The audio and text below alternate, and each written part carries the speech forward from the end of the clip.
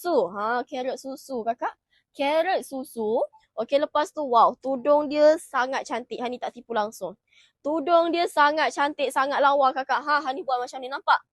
Nampak tak diamond dia kakak? Masya Allah, diamond dia lebat. Kita tak bagi diamond biasa-biasa. Bawah nombor 1 kak. Bukan bawah viral. Bawah nombor 1. Bawah nombor 1 paling utama kualiti kain. Akak ni, apa? Yang ni dia punya colour maroon. Maroon burgundy sayang. Yang ni pun tinggal sepasang sahaja. Dia tak ada 15 pasang, 20 pasang kakak. Tengok ni. One set dengan tudung macam ni kan. Tak perlu nak bayar harga beratus-ratus sampai 500. Tak perlu. Akak bayar RM270 sahaja. Ni ada dengan tudung, RM270 je. One set dengan tudung sayang, RM270 sahaja. One set macam ni. Satu package macam ni. Siapa yang nak ni kakak? Hani nak tanya dulu. Siapa yang nak ni? Kalau you all nak, terus PM nombor Hani dekat profile sekarang juga. So, tapi kalau you all nak request ikut warna tanah, warna merah ni, boleh sahaja. Bagi tahu sahaja sayang.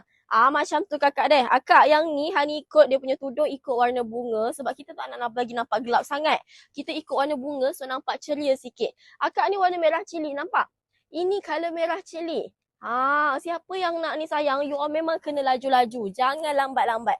Yang ni warna tanah warna merah cili. Ada mix dengan warna kuning-kuning gold sikit. Ada mix dengan warna pink purple sikit. Pink-pink sikit. So tudung pun kita matching yang cantik terus. Untuk customer pakai. So bila akak pakai, tak perlu nak fikir, nak pening dah nak cari tudung dekat mana. Sebab kita dah bagi one set macam ni.